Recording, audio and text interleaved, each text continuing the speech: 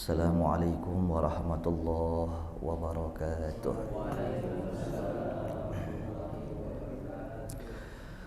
Al-Fatihah ila hadratin Nabi Muhammadin Rasulillah sallallahu alaihi wasallam wa alihi wa ashabihi wa azwajihi wa dhurriyyatihi thumma ila jami'i ikhwanihi minal anbiya wal mursalin wal awliya was salihin thumma ila arwahi amwatina wa amwatil muslimin khususan ila ruh muallif hadzal kitab al mubarak anna Allah yaghfiru lahu wa liwalidayhi wa jami'i masyayikhihi wa anna Allah yanfa'una bihi وبعلومه في الدارين آمين. الفاتحة. بسم الله الرحمن الرحيم. الحمد لله الرحمن الرحيم.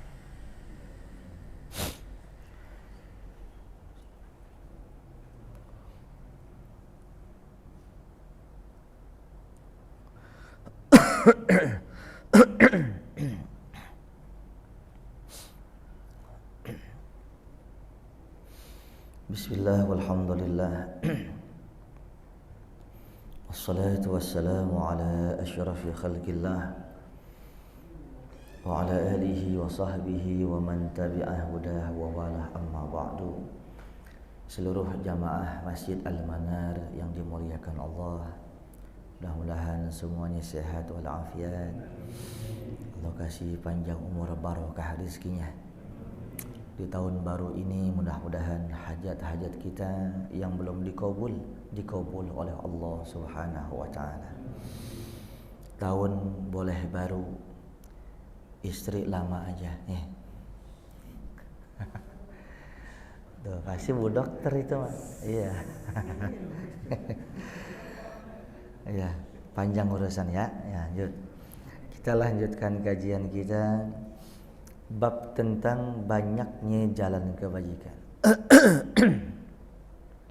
Bab baru ini menjelaskan kepada kita kalau amal ibadah itu nggak mesti di masjid, nggak mesti di atas sejadah, nggak mesti baca Quran, nggak mesti sholat puasa, nggak mesti. Nah ini dia. Sebelum masuk hadis ada 4 ayat sebagai moto daripada penjelasan daripada bahasan ini. Qala Allah Ta'ala, Allah Subhanahu wa taala berfirman. Saya tadi pagi itu kebanyakan makan sandwich jadi gatal. Gimana ya? Aduh, lupa. Sama gemblong 3. Maafin ya. Wa ma taf'alu min khairin fa innallaha bihi alim. Allah Subhanahu wa taala berfirman, dan apa yang kalian kerjakan dari kebaikan sesungguhnya Allah Maha tahu. Jadi sedikit pun kebaikan kita, sekalipun baru dalam hati dalam hati kita, tar nih gua sih kagak ngomong dulu nih sama orang tua, asal ada rezeki lebih gua pengen berangkatin haji ya, pengen berangkatin umrah. Belum ngomong belum, Allah tahu, udah dicatat, itu luar biasa. Pengen banget tuh anak yatim yang nggak sekolah, pengen kita sekolahin, kita pesantrenin. Ntar dah, tunggu bentaran, asal proyek tembus nih pesantren sekalian gitu. Itu belum dikerjain, baru dalam hati udah ditulis sama Allah. Masya Allah. Pengen nih ibunya yatim. Ya lanjut ya. Wa qala ta'ala, dan telah berfirman Allah Subhanahu wa taala, wa ma taf'alu min khairin ya'lamhu Allah. Dan apapun yang kalian lakukan dari kebaikan maka akan diketahui oleh Allah. Ayat yang ketiga, wa qala ta'ala, dan Allah Subhanahu wa taala berfirman faman ya'mal mithqala dzarratin khairan yarah. Maka barang siapa yang melakukan seukuran biji atom. Kalau dulu partikel yang paling kecil ya biji sawi. Sekarang partikel itu bisa lebih kecil lagi dengan alat yang canggih, katakan mikroskop, bisa mendeteksi atom, ion dan sebagainya. Nah, jadi intinya siapa orang yang melakukan, kan sering dia kita dengar siapa orang melakukan kebaikan seukuran biji sawi. Nah, pada saat itu paling kecil tuh. Tahu sawi enggak? Sawi. Bukan Ciawi, bukan. Sawi. Pokoknya kecil deh ya. Sawi punya biji. Paling kecil di dunia pada saat itu, 14 abad yang lalu. Sekecil apapun kebaikan gitu, khairan yarah, kalian akan melihat. Yang keempat, wa qala ta'ala, dan Allah Subhanahu wa taala berfirman, man 'amila salihan falinafsih. Siapa orang melakukan kebaikan, maka hakikatnya untuk dirinya sendiri. Segala perbuatan kita akan berbanding lurus dengan akibat. Kebaikan untuk kita, keburukan kembali kepada kita juga. Auzubillah min zalik, kalau sampai tekor amalan kita. Makanya saya mau ulang-ulang terus di majelis yang sangat mulia ini. Kenapa sangat mulia? Padahal minumnya air putih doang ya. Karena majelis apapun, sekalipun minumannya susu, minumannya itu jus, semua majelis ilmu yang menjelaskan perkara dunia dan akhirat, yang halal yang haram, hadisnya kita bahas, Al-Quran kita bahas, kecuali malaikat mengepakkan sayapnya di atas kita. Ya Allah, ampunkan orang-orang yang di bawah hamba ya Allah. Begitu. Sayangnya mata kita kagak ngelihat. Sayangnya mata kita ngelihat. Hadisnya sahih, di atas kepala kita malaikat lagi ngepakin sayap. Sampai tadi Bang Haji Murdo niatan ngaji dari rumah, dari kantor kemari, papasan sama semut doain, papasan sama burung doain, papasan sama cekiber doain juga. Cekiber masih ada apa kagak sini ya? Semuanya doain kita, berkahnya nuntut ilmu. Nah, sering saya bilang, Rasulullah, Imam Ghazali di dalam kitab Ayyuhal Walad menukil hadis Nabi Muhammad. Man jawazal arba'in, siapa orang umurnya sudah 40 tahun. Ustaz Ridwan belum kan?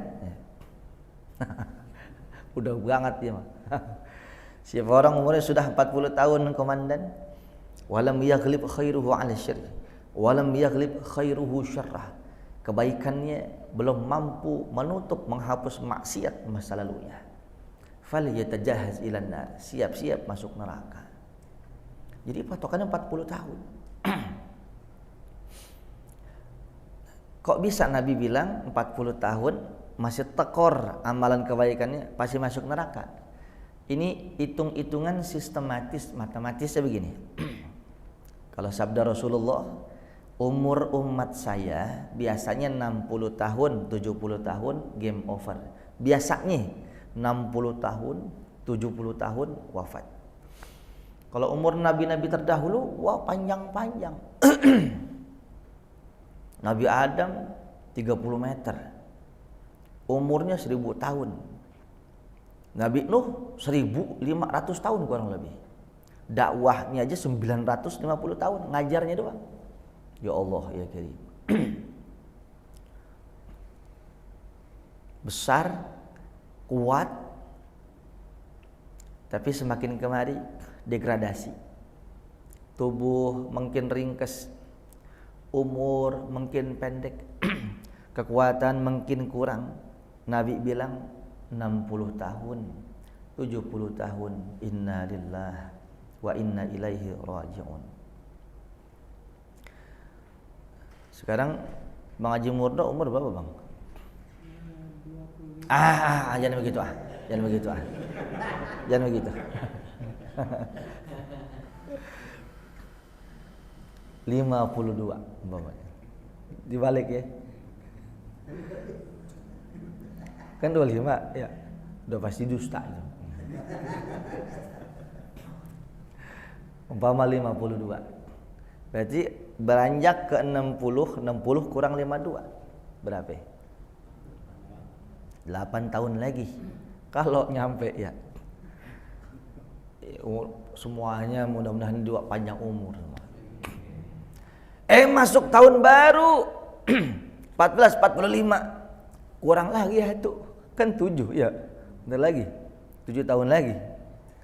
Ini sudah. Sekarang 60, kita ngambil 40. 60 kurang 40 berapa? 20. Ini kalau keisi terusnya mau ibadah nih dan dari 40 tahun ke 60 kan 20. Seandainya keisi terus ibadah, masih kalah 5 tahun memaksiat. Akil baliknya seorang muslim umur 15 tahun. Betul? Betul? Kita potong rata-rata. Akil baliknya seorang muslim 15 tahun. Artinya akil balik itu wajib melaksanakan semua kewajiban dan sebagainya. Jelas? Berapa? Nah, sekarang 40 kurang 15. 25 tahun kita dosa. 25 tahun kita maksiat. Tapi taubatnya umur 40 ke 60 masih kalah 5 tahun. Tuh, patokannya begitu. Jelas? Itu engkong gua umur 90 masih hidup, engkong elu. Yang namanya mati itu rahasia Allah. Wal mautu ya'ti baghtah. Kematian itu datang tiba-tiba. Enggak ngelihat muda, enggak ngelihat tua, enggak ngelihat banyak uang, enggak ngelihat banyak utang. Sekalipun banyak utang katanya mau mati aja emang. Nah, itulah Rasulullah bilang 40 tahun kebaikannya belum menutup maksiat masa lalunya, masuk neraka. Karena kenapa? Tekor 5 tahun. Jelas? Jelas? Saudara, ini juga nih bahasan apa yang harus kita waspadai, yang harus kita kerjakan umur yang sudah lanjut di atas 40 tahun. Kalau saya jelasin ini minimal 1,5 jam. Tapi insya Allah saya geser hari Sabtu besok dah. 12:30 siang sampai jam 2 dan di TV One. Insya Allah dah. Ya. Ya air putih doang mau lama. Bagaimana?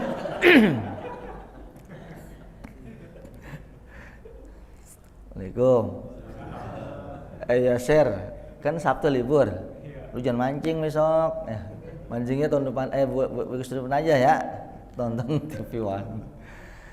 Saudara yang dimuliakan Allah, kita masuk hadis yang selanjutnya. Intinya adalah sisa umur kita ini jangan sia-siain, jangan. Sisa umur ini jangan sia-siain.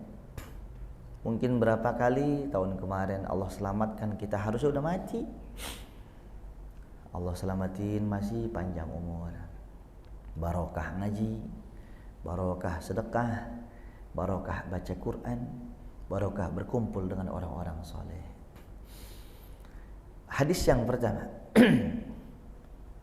An Abi Dzarrin Jundub bin Junadah radhiyallahu ta'ala anhu qala qultu ya Rasulullah ayyul a'mal afdal qala al-imanu billah wal jihadu fi sabilih qultu ayyur riqab afdal qala anfusuha 'inda ahliha wa aktsaruha thamanan qultu fa illam af'al qala tu'inu sani'an aw tasna'u li akhraka. Qultu ya Rasulullah ara'aita an dha'aftu an ba'dil amal qala takuffu syarraka 'anil nas fa innaha shadaqatun minka 'ala nafsika. Muttafaqun 'alaih.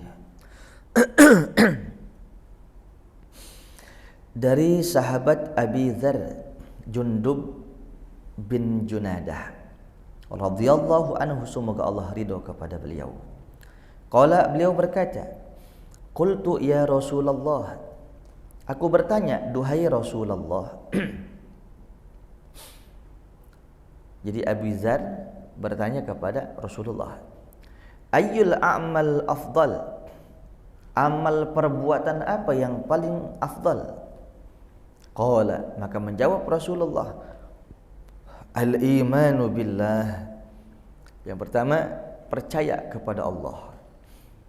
Berarti kalau ada orang percaya kepada Allah pakai wasilah, itu enggak baik namanya. Amal yang paling baik adalah beriman kepada Allah. Tapi agar tercapai hasil maksud, sekalipun KTP-nya Islam, nyembahnya Allah, Tuhannya Allah, tapi urusan susah ke dukun. Malam 1 Muharram itu malam dikabul doa, banyakin sholat, banyakin zikir, bukan nyuci keris. Umpamanya, tok istighfar tok. Ini ujung tombak dicuci sama dia. Cincin dicuci, sampai bininya dimandiin. Tuh. Ada yang bilang begini, Ustaz, kan kita melestarikan kebudayaan bangsa. Oh betul, itu termasuk hubbul watan minal iman. Cinta tanah air sebagian dari iman, sekalipun bukan hadis maknanya bagus. Namun ketika bapak, ketika emas nyuci barang-barang pusaka yang katanya warisan bangsa, terbesit. Kalau gua mandiin nih sampai kembang 7 rupa, pakai apel jin, pakai nasi uduk jin. Apel jin kan ada, nasi uduk jin sekalian. Ini khodamnya bakal kuat nih. Tuh. Kalau gua kagak mandiin nih, wah celaka 7 jam. Musyrik. Saya punya keris. Keris itu yang paling bagus keris Dayanti. Iya, dia bisa masak, dia bisa nyuci. Tibang keris bisa diri sendiri 1,5 miliar. Kalau dia bisa gosok, itu bagus. Bisa tibang diri sendiri, anak gua berdiri juga bisa. Aduh, jangan. Nah, di rumah ada golok. Di rumah ada macam-macam benda-benda warisan bangsa. Ya lulu gua. Artinya apa? Cukuplah cuma sekadar hiasan. Jangan dilebihkan, jangan. Cincin, ya kan. Celupin sakti. Seruput kopi, lu kentut gua pergi. Apa itu? Jangan. Nah, ini dia. Jadi kalau kita beriman kepada Allah, jangan pakai perantara yang kagak jelas. Emang ada perantara yang jelas? Ada, guru ngaji. Bisa nggak Bang Haji Murdo baca tajwid kalau nggak belajar sama guru? Nggak bisa. Dan di dalam Al-Quran dijelaskan, Ittaqullah. Bertakwalah kalian kepada Allah, wabtahu ilaihil wasilah. Carilah menuju takwa wasilah perantara. Lihat, apa makna takwa? Ustaz Anggi. Betul itu. Mengerjakan segala kebaikan. Mengerjakan segala perintah Allah, meninggalkan segala larangannya. Ini kan pelajaran anak SD ya. Tapi ingat, kita sholat perintah Allah bukan. Kita puasa perintah Allah bukan. Yang namanya sholat kalau mau sah kudu terkumpul di dalam sholat itu syarat-syarat dan rukun-rukun. Bukan tunggang-tungging kecapung cebok, bukan. Allahu Akbar kudu ada rukunnya, syarat sah sholatnya, syarat wajib. Taunya dari mana kalau bukan guru fikih? Taunya dari mana kalau bukan guru ngaji? Begitu. Bertakwalah kepada Allah dan cari wasilahnya. Salah satu wasilah takwa, salah satu perbuatan takwa kita membaca Al-Quran. Sebaik-baik manusia adalah orang yang membaca Al-Quran dan mengamalkan serta ngajari. Ya Allah, pengen bisa baca Quran. Iya, deketin orang yang bisa belajar. Ini yang lempeng namanya alif. Kalau bengkok titik satu di bawah namanya ba. Kalau mati eb. Kalau yang kayak leluwe ngerengket wow namanya. Kalau ngaji mugeni begitu ngajarinnya. Sampai akhir bisa baca Quran. Namanya wasilah guru ngaji kita. Orang kalau memaksakan diri nggak perlu namanya guru. Latinnya dibaca. Parah. Yasin betul. Bismillahirrahmanirrahim. Karena baca Yasin Latinnya ya a si i in. Nah, parah nggak? Parah nggak? Ya Allah, jangan. Saudara, jangan lagi alhamdulillah. Yang orang Sunda, orang Betawi, yang orang Jawa bisa dialek lokal asal belajar bisa. Alhamdulillah. Ya Rabbil Alamin. Jangan ngalamin lagi. Gini hari masih ngalamin aja. Jangan belajar. Tuh, namanya orang kalau takwa kudu ada wasilah. Alih-alih pengen jadi wali, kan pengen takwa tuh kan. Dia semedi di Gunung Kawi. Alih-alih dia pengen jadi waliullah. Dia zikir tapi zikirnya keluar dari syariat. Lihat, tidak ada cara untuk mendekatkan diri kepada Allah kecuali yang datang dari Nabi Muhammad. Jelas? Ya. Ada orang bisa mendatangkan arwah para wali.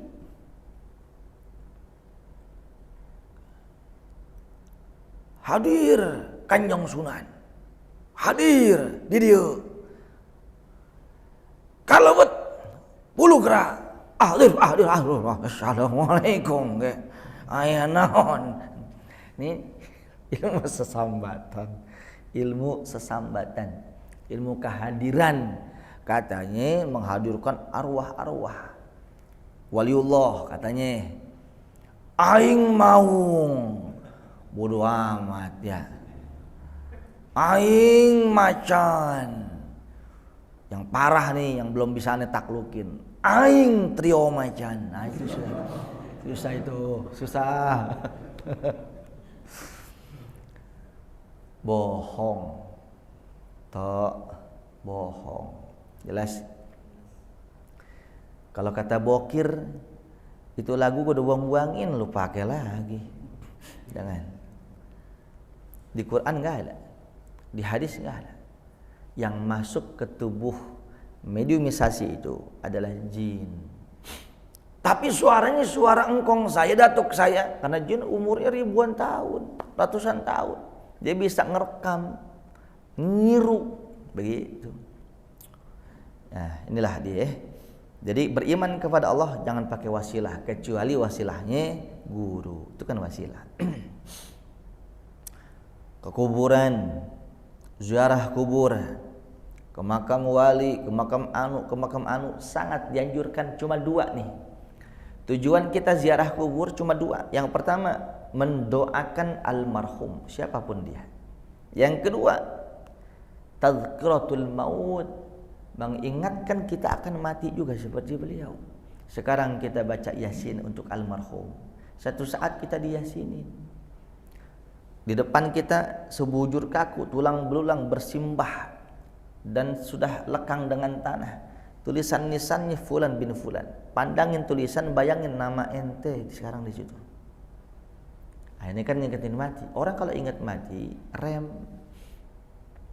mau sembrono, mau tabrak, mau bye-bye, lu mati, ada tanggung jawab. Guru saya memiliki satu kebiasaan unik dari ibunya di Jawa. Itu guru silat padahal. Kemana-mana bawa tanah kuburan. Tanah kuburan diikat sama kain kafan seukuran 30, 15, 20 sentian lah ya, diikat gitu, bungkus lagi pakai plastik, kemana-mana dibawa. Guru silat saya pikir, wah ini kebal nih ya kan, jimat kebal. Guru, ini jimat tekbal ya, pala lumod, nih dia kata begitu. Lah, kan kemana-mana bawa itu guru. Ini asal lu tahu, ini tanah kuburan. Jadi emaknya orang Jawa, bapaknya orang Trogong gitu, Betawi. Asal lo tahu ini tanah kuburan. Buat apaan guru? Apa kegunaan itu jimat? Jimat. Namanya bocah kan. Bukan jimat. Ini tanah kuburan gua ambil dari kuburan babe gua. Pegang Nina. Kata emak, ayo silakan Neng, masuk Neng, masuk ya. Nah, tadi nih ngomong tanah kuburan, Neng lewat ya, pas banget lagi. Nah, sampai mana tadi suruh Pak? Kata ibunya, kata ibu gua, nih tong, lu pegang tanah kuburan dari bapak lu. Lu kemana-mana, lu rogoh tangan, lu mau buat macam-macam rogoh, lu ingat lu bakal balik ke kuburan. Lu mau nyolong, pegang tangan lu masukin, ingat lu bakal mati, biar lu kagak nyolong. Lu pengen mukul orang, kagak ada haknya, nggak salah deh, rogoh buru-buru, biar lu ingat tanggung jawab tangan lu bakal mati. Ya Allah, jadi kemana-mana bawa tanah kuburan itu biar ingat mati. Kalau ayah saya, lupa, sekarang udah nggak ada di kuburan di depan rumah saya itu di Cemara. Dulu ayah saya sengaja bikin kuburan, bener-bener kuburan. Ada nisannya tapi kagak berbentuk nggak. Pintu rumah saya itu, nah, kuburan di sini, persis kuburan, nggak ada nisannya. Ngapain sih? Ya, bikin kuburan di sini, bikin angker aja. Dibahas tuh, ayah bikin ini bukan tanpa maksud. Baba dulu ngajarin, baba nih, baba tuh engkong, baba tua engkong saya, grandfather kalau nggak ngerti. Baba ngerjain dulu guru-guru tua kita, kemana-mana suka bikin, suka nguburin keluarganya di depan rumah. Untuk apa? Biar kita ingat mati, asal mau keluar mau kejak mana biar ingat mati. Apa sebabnya? Ini tanah yang ada di sini, tanah kita. Artinya bukan tanah wakaf, makanya babe bikinin tuh. Tapi bukan ayah bikin untuk kuburan kita, bukan. Asal kita keluar dari rumah, lihat tuh ada kuburan, lu bakal mati, baik-baik. Jangan sembrono, jangan zolim sama orang. Jelas ya? Apa begitu? Saya pengen bikin tuh kuburan depan rumah gitu loh, aspal ya.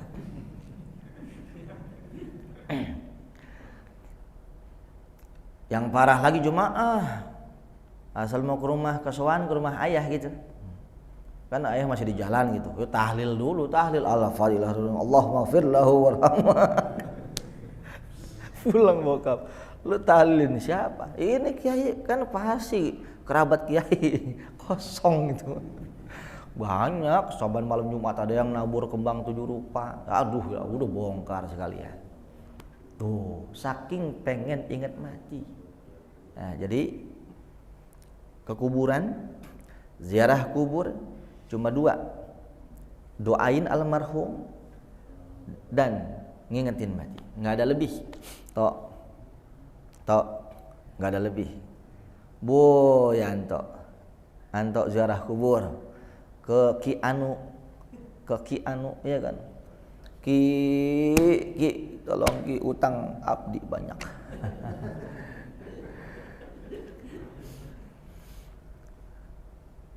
Ngomong kuburan minta syafaat haram. Jelas? Iya, jelas. Jangan sembarangan. Apalagi perempuan jangan ziarah kubur, jangan.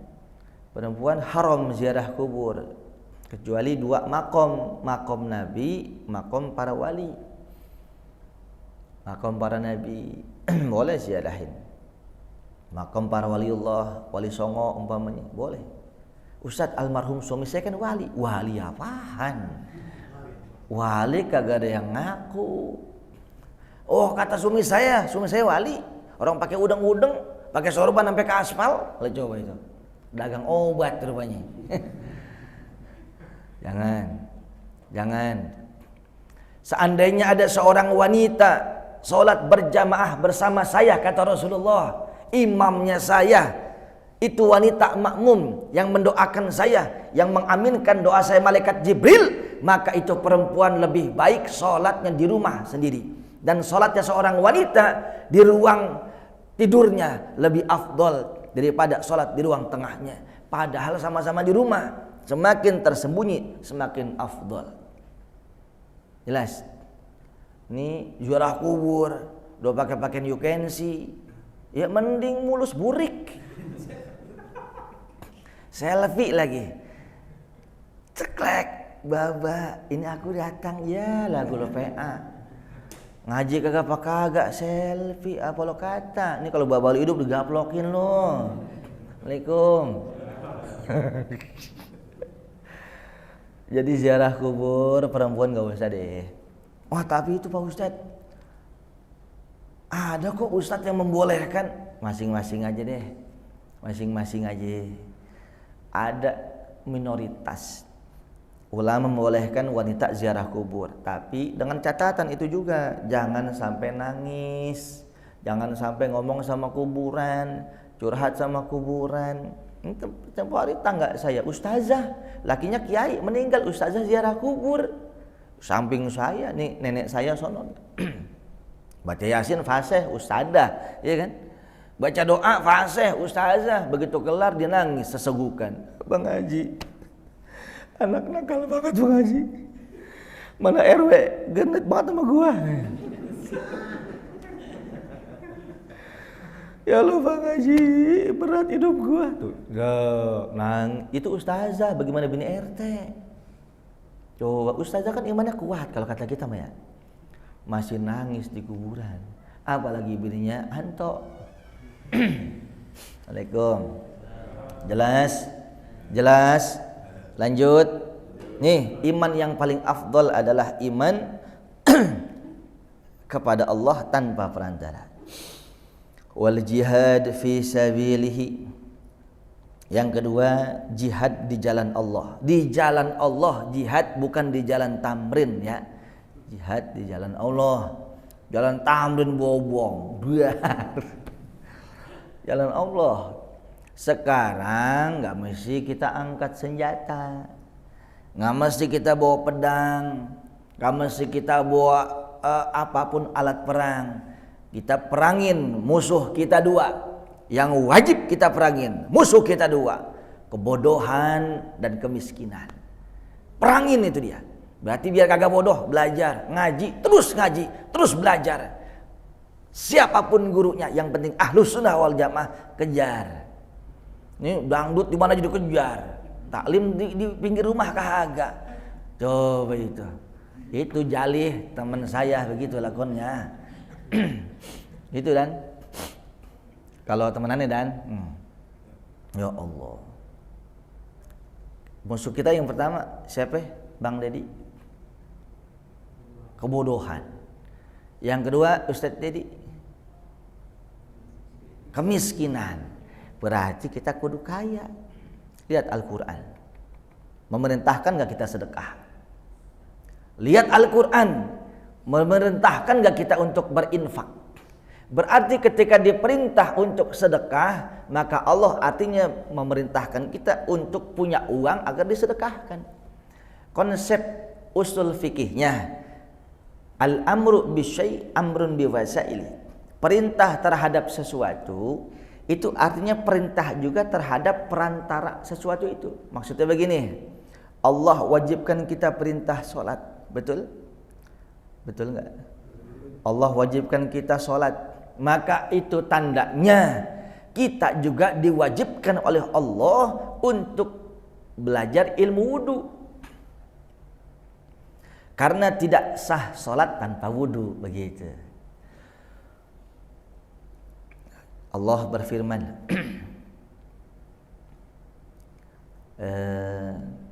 wailul lil musallin, neraka wail bagi orang-orang yang sholat di waktu suka ngulur-ngulur waktu keluar. Berarti perintah sholat harus disiplin. Lah udah disiplin sholat tapi nggak pakai wudu, sah nggak? Maka perintah sholat, perintah juga untuk berwudu. Satu contoh begini, Bu.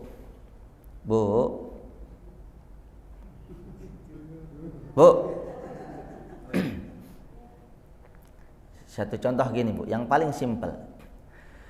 Kalau kita mau kondangan pakai batik, kalau kita mau tidur pakai bantal, kalau mau istri kelihatan cantik kasih modal, begitu. Nah, tuh kan, bener banget. Jadi nyuruh istri tampil cantik berarti siap dong kasih modalnya. Nyuruh istri pakai hijab 12 tahun rumah tangga ogah pakai hijab, satu saat diketuk hatinya oleh Allah agar nutup aurat. Ngomonglah sama suami. Iya Alhamdulillah Dede pengen ngikutin saran pengen pakai hijab. Apa kata suaminya? Alhamdulillah ya Allah, terima kasih sayangku, makin cinta sama kamu. Iya ini di IG ini banyak tuh kerudung cakep-cakep harganya. Udah pakai yang ada, ngapain sih lu yang ada?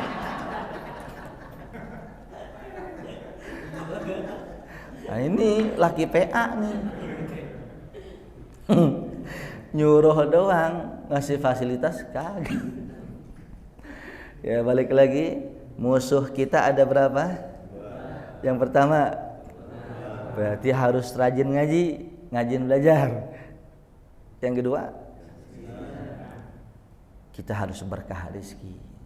Jangan tinggal duha, jangan tinggal baca al-waqiah setiap malam. Banyak istighfar. Siapa orang yang istighfar mudah rezekinya, banyak sekali. Nah, mudahan sedikit ini bisa menjadi motivasi lah bagi kita ya. Orang yang jihad di jalan Allah tuh pakai senapan, pakai pedang, berlumuran darah. Tapi orang yang sekarang ini mau menghidupkan hatinya untuk mengkaji ilmu, nanti matinya itu sekamar sama Sayyidina Hamzah bin Abdul Muttalib, pamannya Rasulullah. Apa sebabnya? Mereka jihad dengan fisik, jiwa, raga, darah, tangisan air mata. Tapi Mang Asep jihadnya sekarang untuk fokus belajar, fokus sabar terhadap istri, sabar terhadap ini ngapa jadi kesono sih? Kita semua ini mah sama. Waalaikumsalam. Nah, ini saya mau bagi-bagi doa ya. Baca, jangan nggak dibaca. Kalau mau rezekinya ada aja tuh pas kita butuhin. Allah kan bilang di dalam Al-Qur'an, Allah memiliki al-asmaul husna. Insyaallah besok nih hari Sabtu 12:30 sampai jam 2 siang saya bahas juga di TV One live langsung. Kalau yang kondangan, udah kondangan setel aja tuh TV ya, lu tinggal sana.